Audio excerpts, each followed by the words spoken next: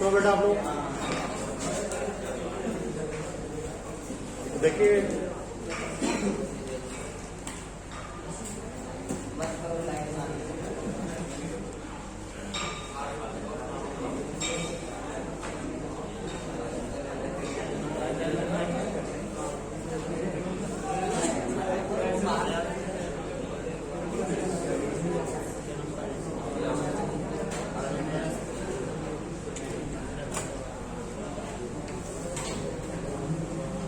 Warner complex theory आपको पढ़ाएंगे आज।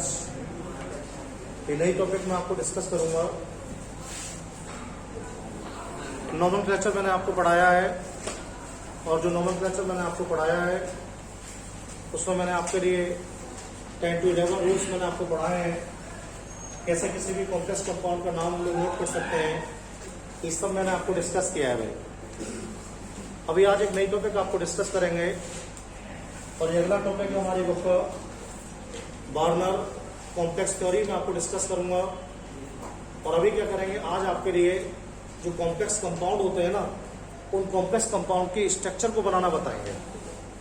इससे पहले हम लोग क्या पढ़ के आए हैं, इससे पहले हम लोगों ने दो कंसेप्ट पढ़े थे जब हम लोग 11th क्लास में पढ़ते थे। तो एक तो लुईस का थ्योरी हम लोगों को पढ़ाया जाता था, एक तो लुईस का थ्योरी हम लोग को पढ़ाया जाता था, और दूसरा सिडविक का थ्योरी हम लोग को पढ़ाया जाता था।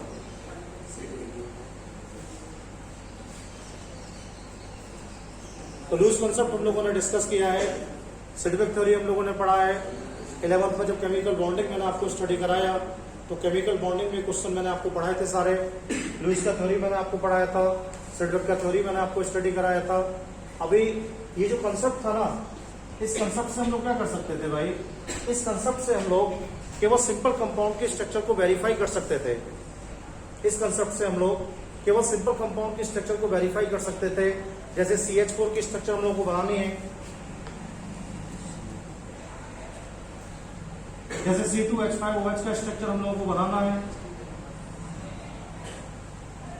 जैसे NH3 का स्ट्रक्चर हम लोगों को बनाना है, H2SO4 का स्ट्रक्चर हम लोगों को बनाना है।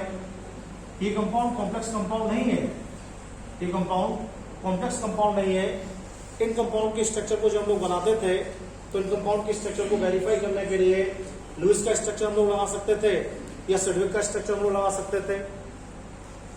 लेकिन आपको ध्यान रखना है, अगर किसी भी कॉम्प्लेक्स की स्ट्रक्चर आपको बनानी है, जैसे K4 FeCN6 का अगर आपको स्ट्रक्चर ड्रॉ करना है, तो इस स्ट्रक्चर को ड्रॉ करने के लिए ना तो हम लोग लुईस का थ्योरी का यूज कर सकते हैं, और ना ही हम लोग सिडविक की थ्योरी का यूज कर सकते हैं। इस कंपाउंड की स्ट्रक्चर को ड्रॉ करने के लिए हमें वार्नर का थ्योरी पढ़ना पड़ेगा। तो सवाल पूछा जाता है, कॉम्प्लेक्स के लिए, कॉम्प्लेक्स की स्ट्रक्चर के लिए कौन सा थ्योरी यूजफुल है या कौन सा थ्योरी सूटेबल है, तो आपको बताना है। उसमें ऑप्शन लिखे आएंगे आपके एग्जाम में, Warner theory, Sidgwick theory, Lewis theory, या ऑल ऑफ दिस। तो आपको बताना है किसी भी कॉम्प्लेक्स की स्ट्रक्चर जब ड्रॉ करनी है, तो किसी भी कॉम्प्लेक्स की स्ट्रक्चर ड्रॉ करने के लिए वार्नर थ्योरी का हम लोग यूज करने वाले हैं। क्या बात है बताइए, वार्नर ने अपने कंसेप्ट के अंदर ये मैं आपको डिस्कस करूंगा, और हम लोग कैसे उसकी स्ट्रक्चर ड्रॉ कर पाएंगे मैं आपको बताऊंगा। लेकिन वार्नर ने सबसे पहली बात अपने कंसेप्ट में ये बताई कि जो आपके पास कॉम्प्लेक्स है ना भाई, ये आपके पास कॉम्प्लेक्स है, इस कॉम्प्लेक्स के अंदर दो तरह की वैलेंसी होती है भाई। जितना भी कॉम्प्लेक्स को आप लोग पढ़ेंगे उसमें दो तरह की वैलेंसी होती है कॉम्प्लेक्स के अंदर। एक तो भाई प्राइमरी वैलेंसी होती है, और एक जो है कॉम्प्लेक्स के अंदर भाई सेकेंडरी वैलेंसी होती है। कैसी होती है? सेकेंडरी वैलेंसी होती है। बड़ा इंपोर्टेंट सवाल है ऑब्जेक्टिव के लिए। कॉम्प्लेक्स कंपाउंड में कितने तरह की वैलेंसी पाई जाती है? तो आपको उसमें ऑप्शन दिया जाएगा 3, 4, 2 या 1। तो आपको बताना है किसी भी कॉम्प्लेक्स में दो तरह की वैलेंसी होती है। एक तो भाई प्राइमरी वैलेंसी होती है जिसे हम लोग प्राथमिक संयोजकता कहते हैं, और एक सेकेंडरी वैलेंसी होती है जिसे हम लोग द्वितीयक संयोजकता कहते हैं। तो किसी भी कॉम्प्लेक्स में प्राथमिक संयोजकता हो सकती है और द्वितीयक संयोजकता हो सकती है, प्राइमरी वैलेंसी हो सकती है और सेकेंडरी वैलेंसी हो सकती है। ये सबसे पहला क्वेश्चन। अब ये क्वेश्चन आपके दिमाग में आ रहा हो कि सब कैसे पहचानेंगे प्राइमरी वैलेंसी कौन सी और सेकेंडरी कौन सी है। देखिए आप ध्यान रखेंगे ऑलवेज प्राइमरी वैलेंसी जो होता है ना वो काउंटर आयन होता है। प्राइमरी वैलेंसी क्या होता है? काउंटर आयन होता है। जैसे मैंने आपको बताया, लिखा हुआ है भाई K4 Fe(CN6), तो इसमें काउंटर आयन कौन सा बताओ? K4 काउंटर आयन है भाई। तो ये जो K4 लिखा हुआ है ना, ये जो K4 लिखा हुआ है ये इसकी प्राइमरी वैलेंसी हो गया भाई। अब ये लिखा हुआ है हमारे पास NiEN का होल थ्राइस, NiEN का होल थ्राइस और CN3। इसमें जो प्राइमरी वैलेंसी हो क्या है भाई? ये काउंटर आयन है इसके अंदर, ये प्राइमरी वैलेंसी है। तो प्राइमरी वैलेंसी को तो हम देख के पहचान लेंगे। अब कौन सी प्राइमरी वैलेंसी होने वाली है? जो वैलेंसी ब्रैकेट से बाहर होगी, जो वैलेंसी ब्रैकेट से बाहर होगी उस वैलेंसी को हम लोग क्या बोलेंगे? प्राइमरी वैलेंसी बोलेंगे। या फिर सबसे कह सकते हैं कि जो काउंटर आयंस होते हैं हम लोगों के पास, ये K4 हमारे पास है, तो यहाँ पर जो प्राइमरी वैलेंसी कितनी होगी मालूम है? 4 हो गई भाई। और यहाँ पर प्राइमरी वैलेंसी कितनी होगी? 3 होगी भाई। तो किसी भी कॉम्प्लेक्स में प्राइमरी वैलेंसी क्या होती है? जो काउंटर आयंस होते हैं वो प्राइमरी वैलेंसी होती है। अब आपके दिमाग में एक आइडिया आ रहा होगा कि सेकेंडरी वैलेंसी क्या होती है फिर, तो आपको ध्यान रखना है भाई। मेटल आयन से जो लिगेंड कनेक्ट होते हैं, मेटल आयन से जो लिगेंड कनेक्ट होते हैं, मेटल और लिगेंड के बीच में जो वैलेंसी होती है, मेटल के और लिगेंड के बीच में जो वैलेंसी होती है वो सेकेंडरी वैलेंसी होती है। लेकिन ध्यान रखना है, कॉम्प्लेक्स के अंदर जो हमारा लिगेंड है ना, जितने इलेक्ट्रॉन देगा, जितने पेयर देगा, क्या पढ़ते थे हम लोग पहले से? Coordination number. कोऑर्डिनेशन, तो जितना कोऑर्डिनेशन नंबर होगा इसका, जैसे यहां पर क्या होने वाला है? 6 होने वाला है। तो इसकी जो सेकेंडरी वैलेंसी है वो 6 है। और यहां कितना होने वाला है? 3 नहीं, 6 होने वाला है। This is the bidentate ligand. तो यहां पर 6 होने वाला है, इसकी भी क्या है? 6 है।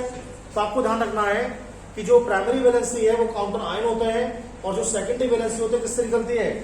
लिगेंड के द्वारा डोनेट किए गए इलेक्ट्रॉन पेयर से, लिगेंड के द्वारा डोनेट किए गए इलेक्ट्रॉन पेयर से निकलती है वैसे। समझ आगे बात? देखो थर्ड पॉइंट आपको डिस्कस करना है इसमें भाई, और थर्ड पॉइंट हम लोग को डिस्कस करना है कि अगर आपके पास प्राइमरी वैलेंसी है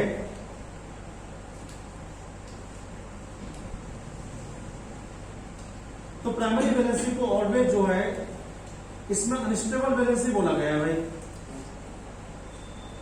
इसमें कहा गया है कि जो आपकी प्राइमरी वैलेंसी होती है उसका जो बिहेव होता है भाई वो अस्थायी टाइप का होता है, यानी प्राइमरी वैलेंसी अस्थायी व्यवहार को दर्शाती है।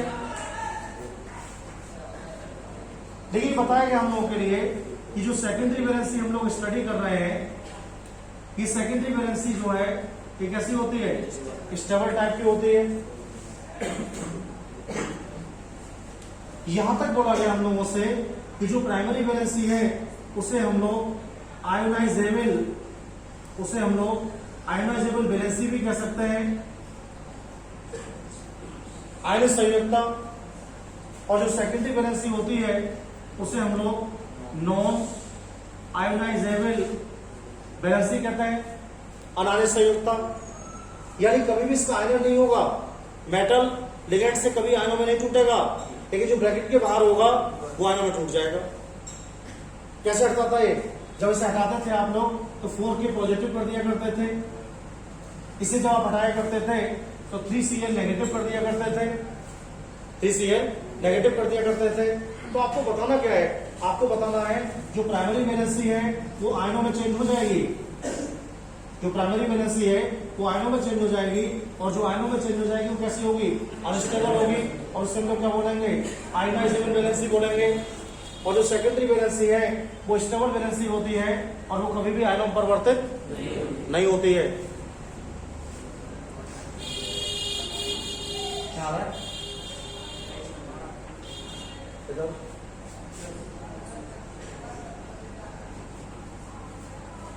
देखिए फोर्थ टर्म क्या है भाई?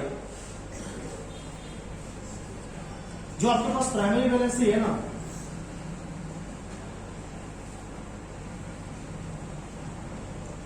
इस प्राइमरी वैलेंसी को अगर आप रिप्रेजेंट करेंगे तो प्राइमरी वैलेंसी को रिप्रेजेंट करने के लिए ऑलवेज ध्यान रखेंगे आप लोग इस तरह की डॉटेड लाइनों का यूज किया करेंगे। ऐसे ही जब भी प्राइमरी वैलेंसी रिप्रेजेंट की जाएगी तो प्राइमरी वैलेंसी के लिए डॉटेड लाइन से हम लोग रिप्रेजेंट किया करेंगे। और जो सेकेंडरी वैलेंसी होगी ना, सेकेंडरी वैलेंसी को जब भी कभी आप रिप्रेजेंट किया करेंगे तो सेकेंडरी वैलेंसी को इस तरह से हम लोग एक डार्क लाइन बना करेंगे। इसे हम लोग बोलते हैं सॉलिड लाइन। क्या बोलते हैं? Solid line. तो प्राइमरी को रिप्रेजेंट करना तो क्या लगाना पड़ेगा? डॉटेड। देखिए पता पड़ जाएगा प्राइमरी है। और सेकेंडरी को लगाना तो लगाना पड़ेगा सॉलिड लाइन हम लोगों को लगानी पड़ेगी। क्या लगानी पड़ेगी? सॉलिड लाइन हम लोगों को लगानी पड़ेगी। तो ये आपको ध्यान रखना है, प्राइमरी को डॉटेड से और सेकेंडरी को सॉलिड से शो किया जाएगा। 5वां नंबर आपको ध्यान रखना है भाई, कभी कभी ऐसा होगा कि आपके पास सेकेंडरी वैलेंसी अचानक से कम हो जाएगी। कभी कभी ऐसा होगा कि आपके पास सेकेंडरी वैलेंसी अचानक से कम हो जाएगी। तो क्या होगा भाई, अगर सेकेंडरी वैलेंसी अचानक से कम हो जाएगी तो जो हमारी प्राइमरी वैलेंसी है ना, वो सेकेंडरी का फंक्शन भी करने लगेगी। किसी भी कॉम्प्लेक्स में जैसे क्या है, देखो समझाता हूं आपको। जैसे लिखा हुआ है NiH2O का होल 6 और Cl3। इसमें जो प्राइमरी वैलेंसी है वो 3 है भाई, और जो सेकेंडरी वैलेंसी इसके अंदर है वो 6 है भाई। प्राइमरी 3 है और सेकेंडरी 6 है। अभी क्या हुआ है, अभी हमने क्या काम किया, मैंने इसे H2O का होल 5 कर दिया, तो मैंने एक सेकेंडरी वैलेंसी घटा दी। ऐसा होगा किसी कॉम्प्लेक्स में, जब एक प्राइमरी वैलेंसी क्या हो जाएगी, सेकेंडरी वैलेंसी कम हो जाएगी। तो जैसे सेकेंडरी वैलेंसी कम होगी तो जो प्राइमरी वैलेंसी है वो सेकेंडरी का फंक्शन करने लगेगी। और अगर कहीं पर प्राइमरी वैलेंसी सेकेंडरी का फंक्शन करती है, यानी प्राइमरी वैलेंसी और सेकेंडरी वैलेंसी एक हो जाते हैं, उनको रिप्रेजेंट करने के लिए पहले डॉटेड लाइन लगाएंगे, उसके ठीक नीचे क्या लगा देंगे, सॉलिड लाइन लगा देंगे। ऐसे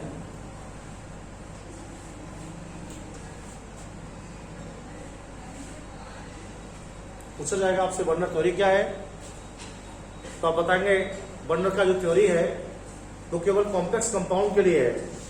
बर्नर का जो थ्योरी है वो केवल कॉम्प्लेक्स कंपाउंड के लिए है। और आपको बताना है किसी भी कॉम्प्लेक्स में दो तरह की वैलेंसी पॉसिबल है। एक तो कॉम्प्लेक्स के अंदर प्राइमरी वैलेंसी होती है और एक कॉम्प्लेक्स में सेकेंडरी वैलेंसी होती है। कॉम्प्लेक्स में जो प्राइमरी वैलेंसी होती है वो काउंटर आइन से आती है, और सेकेंडरी वैलेंसी जो होती है वो कोऑर्डिनेशन नंबर से आती है। आपको बताना है प्राइमरी वैलेंसी अनस्टेबल होती है, जिसे हम लोग आयनाइजेबल वैलेंसी कहते हैं, और जो सेकेंडरी वैलेंसी होती है वो स्टेबल टाइप की होती है, जिसे हम लोग नॉन आयनाइजेबल वैलेंसी भी कहते हैं।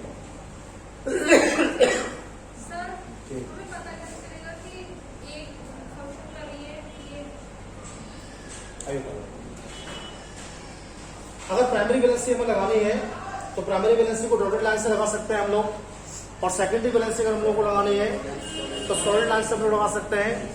और कहीं पर ऐसा मौका आ जाए कि प्राइमरी क्या करने लगे, सेकेंडरी का वर्क करने लगे, कहीं पर प्राइमरी सेकेंडरी का वर्क करने लगे, तो हम लोग सॉलिड और डॉटेड दोनों लगा सकते हैं। अब मैं एक एग्जांपल बताता हूं आपके लिए, ये सब पॉइंट समझ में आ गया आपको? देखिए आप लोग,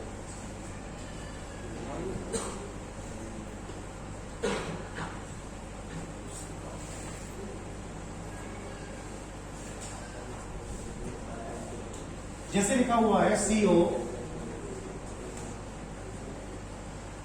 NH3 का होल 6 Cl, ये कॉम्प्लेक्स है CO NH3 का होल 6 Cl3। नाम तो जानते हैं, क्या होगा, हेक्सामाइन कोबाल्ट थर्ड क्लोराइड। आप लिख सकते हैं इसे हेक्सामाइन कोबाल्ट थर्ड क्लोराइड। पहला क्वेश्चन सर ने आपसे पूछा कि भाई जो कॉम्प्लेक्स सर ने आपको दिया है, इस कॉम्प्लेक्स में कितने प्राइमरी वैलेंसी आपके पास है? कितने प्राइमरी बताइए? 3 प्राइमरी। सबको समझ में आ गया? क्यों प्राइमरी 3 बता सकते हैं आप हमें? क्योंकि इसमें 3 ही कॉम्पोनेंट है और वो भी Cl के हैं। तो ये जो 3 Cl नेगेटिव हमारे पास है, ये आपकी प्राइमरी वैलेंसी को बना रहे हैं भाई।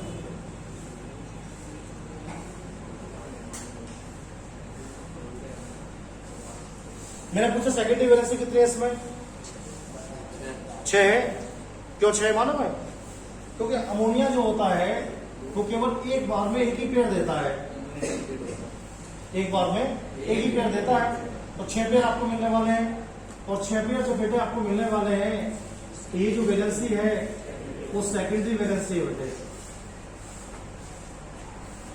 अब ये तो पता पड़ गया, एक प्राइमरी है एक सेकेंडरी है। प्राइमरी में 3 प्राइमरी है और 6 क्या है? सेकेंडरी है। छट गई वैलेंसी। मेटल आयन क्या है इसके अंदर? कोबाल्ट है। कितना चार्ज है इसमें बता सकता है मुझे देखिए इस समय? 3 चार्ज है। ऑक्सीजन नंबर के 1 पर होता है चार्ज, तो 3 ऑक्सीजन नंबर आया ना, 3 ही चार्ज होगा। ये आपका मेटल आयन हो गया।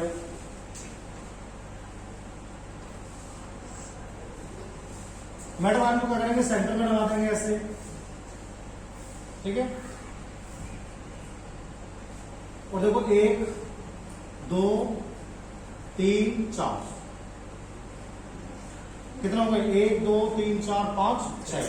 ये तो 6 सोल्डर लगा दी मैंने। इनसे कौन से जुड़ेंगे? इनसे जुड़ेंगे NH3। क्या जुड़ेंगे? NH3 NH3 NH3 NH3 NH3 और NH। आपको यही बताना पड़ेगा कितने पेड़ दे रहा है एक बार में। एक बार में केवल एक ही पेड़ दे रहा है।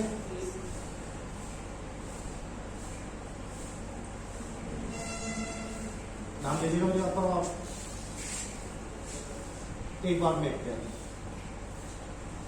कितनी वैलेंसी आपके पास सेकेंडरी है?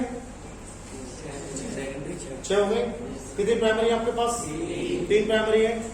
3 वैलेंसी अगर आपके पास प्राइमरी है तो देखो ध्यान से आप लोग बेटे, एक तो Cl नेगेटिव इधर आ जाएगा ना, एक बेटे Cl नेगेटिव को इधर लगा सकते हैं ना, और एक Cl नेगेटिव को हम लोग इधर लगा सकते हैं। तो ये कितना पॉजिटिव है? 3 पॉजिटिव।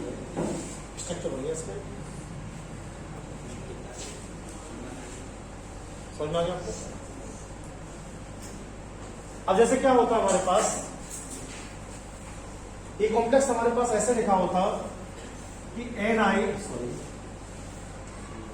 CO NH3 का होल 5 H2 आ जाए और Cl3 है। इसको आप कंसिडर कीजिएगा। अब बताओ कितनी सेकेंडरी वैलेंसी है?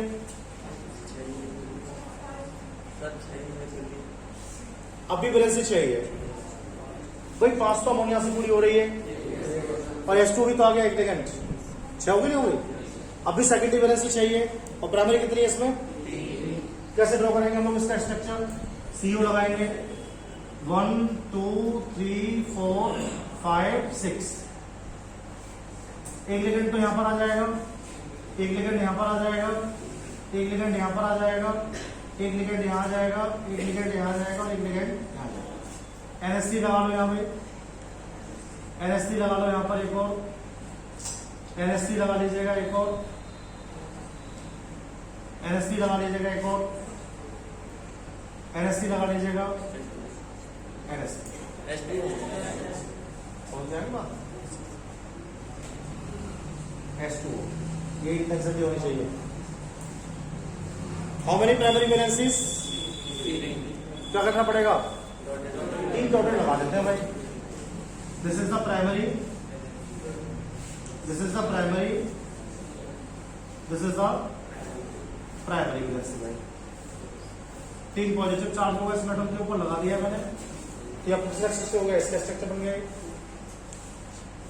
अब एक क्वेश्चन जो आपके दिमाग में चल रहा होगा कि सर कहीं पर ऐसा लिगेंड आ जाएगा जो बाइडेंटेड हो, वो कैसे काम करेगा? तो देखो एक स्ट्रक्चर बताते हैं हम आपको इसके लिए। जैसे एक स्ट्रक्चर हम आपको बताते हैं, ये वाला देखो।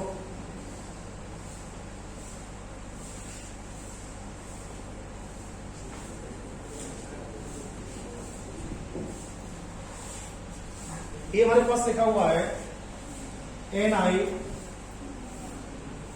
EN का होल थ्राइस Cl3। इस कॉम्प्लेक्स का नाम मैंने पढ़ा है आपके लिए, मैंने कहा tris ethylene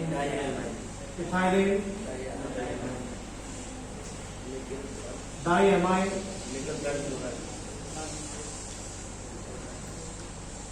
nickel third chloride. अब बताओ इसमें प्राइमरी वैलेंसी कितनी है? 3 प्राइमरी वैलेंसी है भाई। सेकेंडरी वैलेंसी कितना है इसमें? क्यों 6 बताओ? ये बाइडेंटेड है। अब ध्यान दो मेरी बात पर सभी लोग। अब इसे कैसे ड्रॉ करेंगे? देखो हम लोग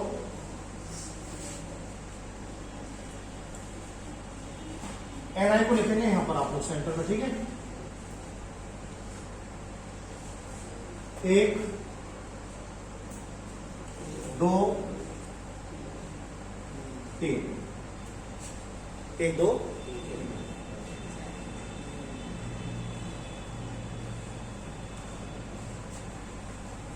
एक लेकिन 2 जगह फंक्शन करेगा, 2 वैलेंसी कवर करेगा। तो हम लोग क्या करते हैं मालूम है?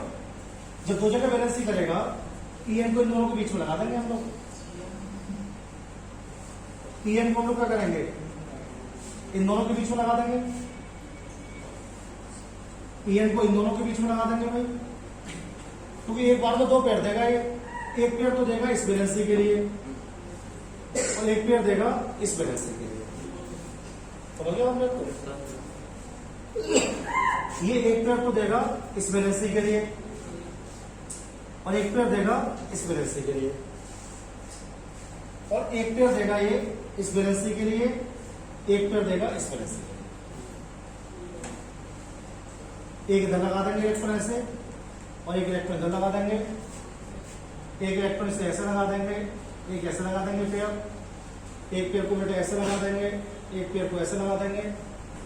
NI पे कितना चार्ज है? पॉजिटिव 3 पॉजिटिव और 3 प्राइमरी वैलेंसी भी तो है। 3 प्राइमरी बेटे तो क्या करेंगे? एक यहां लगा देंगे बीच में Cl नेगेटिव, एक बेटे यहां लगा देंगे Cl नेगेटिव, देखो ध्यान से। एक यहां लगा देंगे Cl नेगेटिव।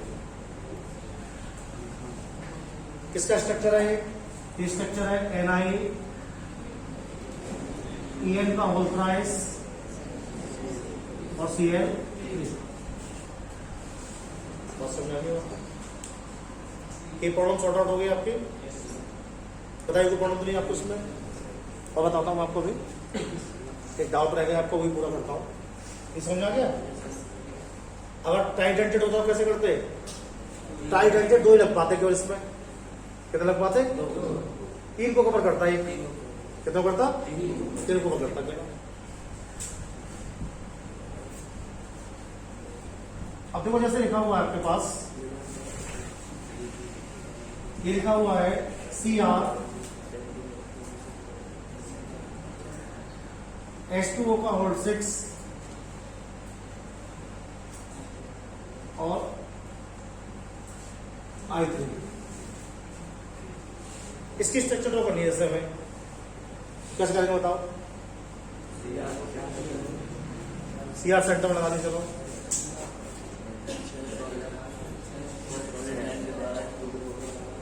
1 2 3 4 5 6 और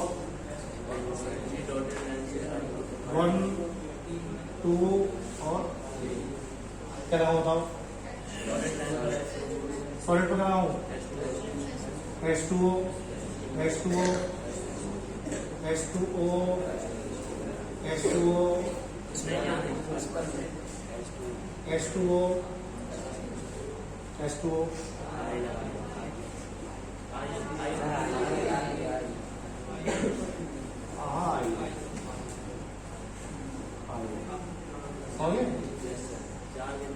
लगा दो चार्ज, कोई प्रॉब्लम नहीं है, बराबर ही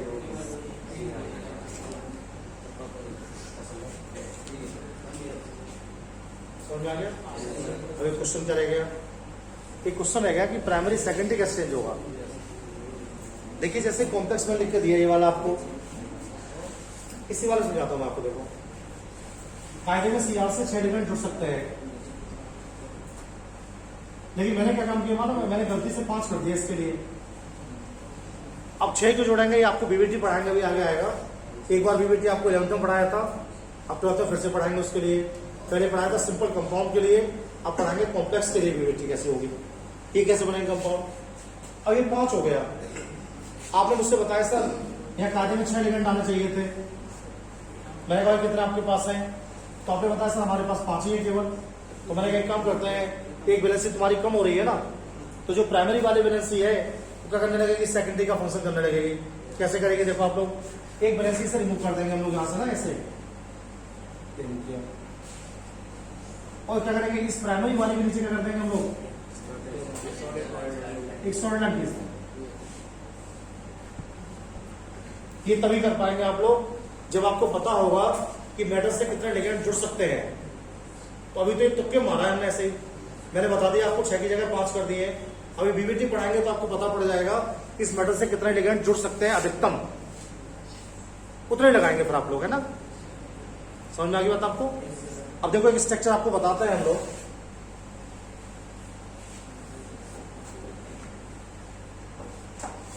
जैसे NiCO4 है भाई,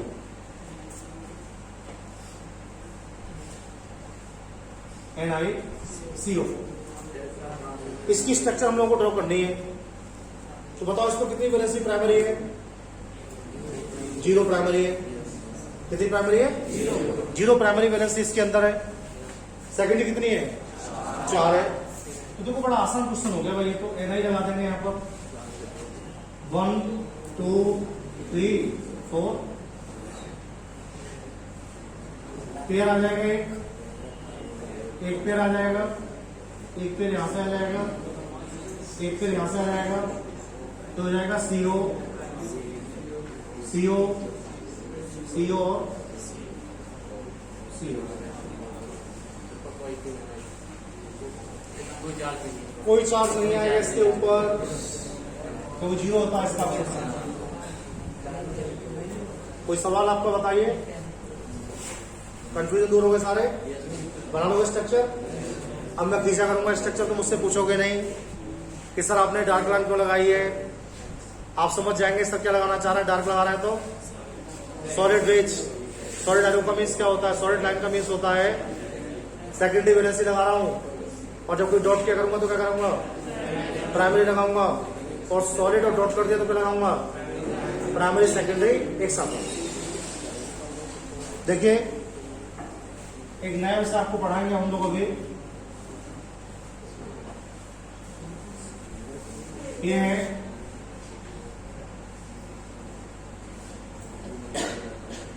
effective atomic number. Effective atomic number हम लोग उसे कहते हैं, या फिर हम लोग उसे बोलते हैं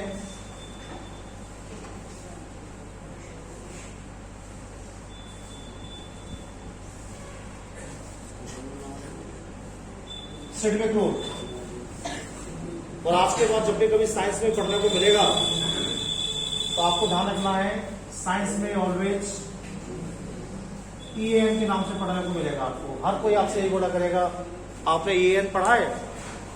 E फॉर क्या होता है भाई, इफेक्टिव होता है। A फॉर क्या होता है, एटॉमिक होता है। N for number, effective atomic number, या फिर EAN, या फिर सिडविक रूल। ये क्या बवाल है भाई।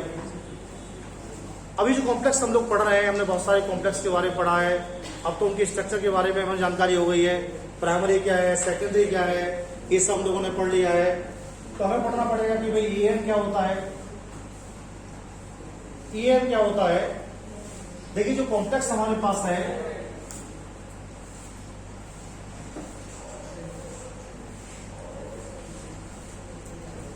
इस कॉम्प्लेक्स में जो मेटल है, इस कॉम्प्लेक्स में जो मेटल है वो मेटल लिगेंड से इलेक्ट्रॉन पेयर लेता है।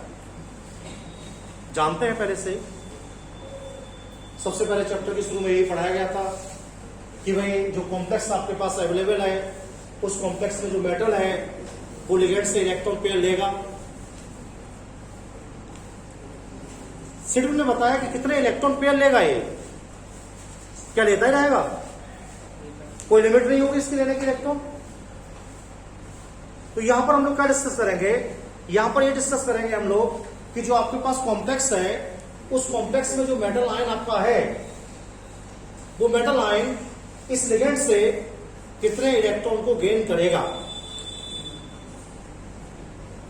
अब ये जितने इलेक्ट्रॉनों को गेन करेगा ना वो क्या बन जाएगा, इफेक्टिव एटॉमिक नंबर बन जाएगा। तो उसने एक बहुत सिंपल बात बताई, ध्यान देंगे आप लोग हमारी बात पर। उसने कहा कि जो कॉम्प्लेक्स आपके पास है ना, क्या है कॉम्प्लेक्स में आपके पास, भाई कॉम्प्लेक्स में आपके पास मेटल आयन है।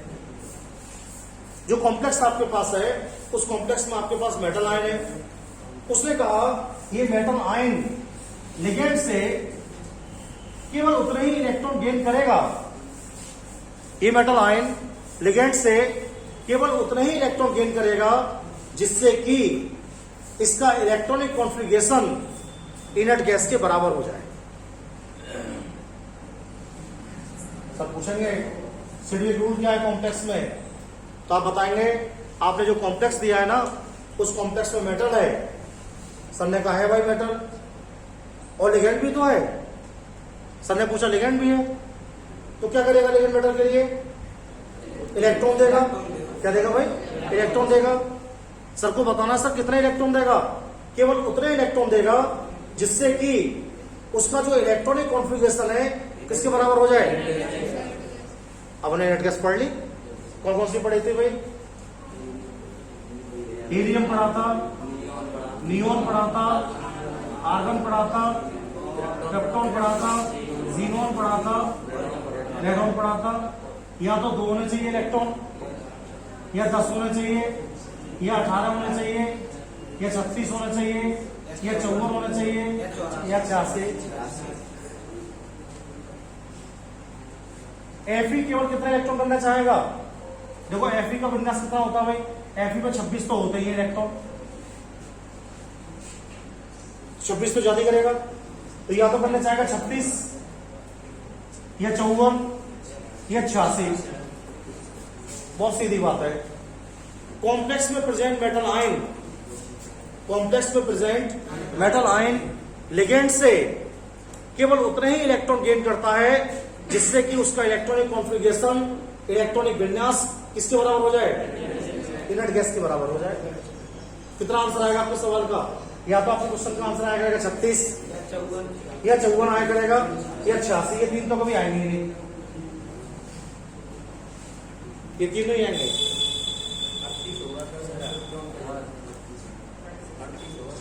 36, 54, 86 ये वैल्यू आएंगे। कोई भी मेटल आयन कॉम्प्लेक्स में सिर्फ ये चाहता है कि उसका इलेक्ट्रॉनिक विन्यास, कोई भी मेटल आयन कॉम्प्लेक्स में ये चाहता है कि उसका इलेक्ट्रॉनिक विन्यास क्या हो जाए, इनर्ट गैस के बराबर हो जाए। कब, जबकि वो लिगेंड से इलेक्ट्रॉन ले रहा हो। बात समझ आ गई, कितना इलेक्ट्रॉन लेगा, अपने विन्यास को या तो 36 करना चाहेगा, 36 या 54 या 86 इतना करना चाहेगा भाई। अब आपके दिमाग में आ करेंगे कैसे फिर हम लोग इसे, इसका एक फॉर्मूला दिया गया है उसे हम लोग अप्लाई करेंगे और बड़ा आसान फॉर्मूला, देखो आप लोग तुरंत कर देंगे इससे। तो शेड्यूल रूल क्या बना, मैं समझा दो बस हिंदी में। शेड्यूल का रूल है क्या,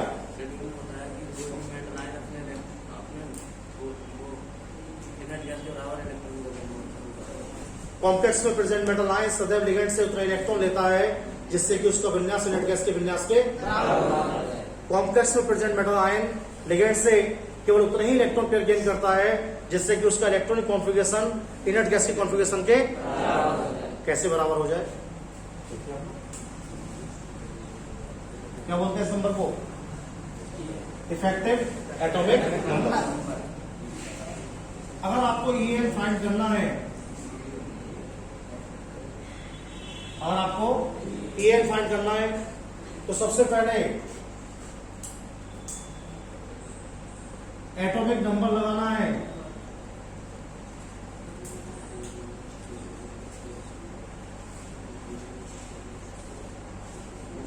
of metal minus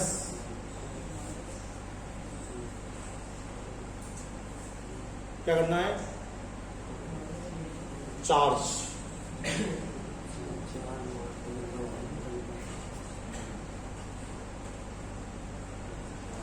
charge of metal plus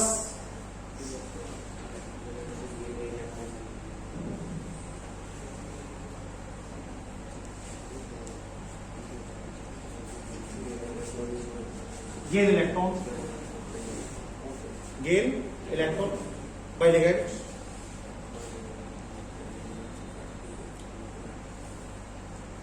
लगा भाई आपके लिए बहुत आसान एकदम। इस फॉर्मूला से तुरंत ही आपका EN निकल के आ जाएगा, जो भी EN होगा। अगर EN आया इनर्ट गैस के बराबर तो कॉम्प्लेक्स स्टेबल होगा, और EN इनर्ट गैस के बराबर नहीं आया तो कॉम्प्लेक्स हो जाएगा अनस्टेबल। कैसा हो जाएगा? अब सबसे पहले बात करते हैं हम लोग K4 FeCN60। सर ने बोला इस बार नेट पर आया, सर ने बोला कि इसमें Fe का नंबर क्या है ये नहीं बताइए भाई आप लोग। Fe का तो Fe का परमाणु क्रमांक कितना होता है बताओ? 26 होता, सब जानते हो। EN बराबर क्या हो जाएगा? 26 हो जाएगा परमाणु क्रमांक माइनस। अब देख के बताओ इसमें कितना आवेश है Fe के ऊपर। ऑक्सीकरण संख्या निकाल लो बस। कितनी ऑक्सीकरण संख्या इसमें देखो। अरे भाई 6 तो नेगेटिव भी हो गई, 4 पॉजिटिव हो गई, 2 ही तो हो गई, तो -2 प्लस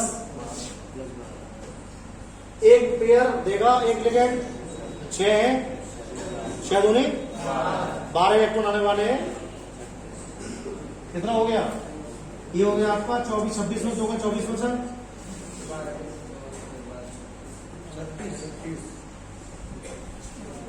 कैप्टन के बराबर है, तो बराबर है। समझ में आ गई बात? और बताओ, देखो आप लोग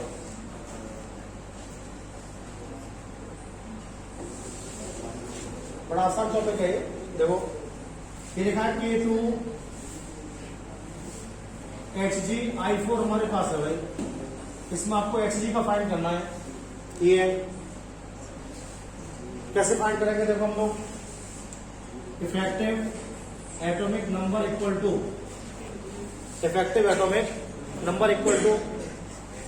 Hg का एटॉमिक नंबर होता है 80। कितना होता है? 80। आप चिंता ना करें, पेपर में आएगा लिखा हुआ एटॉमिक नंबर, तुम्हें कुछ टेंशन लेने की जरूरत नहीं है। पेपर में लिखा हुआ ब्रैकेट में नीचे Hg इक्वल टू 80, तो 80 हो गया भाई माइनस कितना आवेश है बताओ देख के। 2 ही तो है, 2 क्या हो गई? 4 तो नेगेटिव हो जाएगा, 2 पॉजिटिव हो जाएगा, तो -2 प्लस 8 कितने मिलने वाले हैं? लिगेंड के दूने तो हो ही जाएंगे, तो 4 दूनी 8 मिलने वाले हैं। कितने हो गए भाई? 78 और प्लस 8 कितना हो गया? 86। किसके बराबर है? रेडॉन के बराबर है। अब ये जरूरी नहीं है कि इनर्ट गैस के बराबर ही आए, कभी कभी कम भी आ सकता है। अब कम कैसे आ सकता है भाई? देखिए आप लोग, जैसे सपोज कीजिएगा आप लोग, आपको EN फाइंड करना है Cu NH3 का होल 4 और SO4 ये कॉम्प्लेक्स हमने दिया है। इस कॉम्प्लेक्स में आपको Cu का निकालना है भाई। इस कॉम्प्लेक्स में आपको Cu का निकालना है, तो Cu कैसे निकालेंगे बताओ? और Cu का EN निकालेंगे तो बताओ सोचो कोई।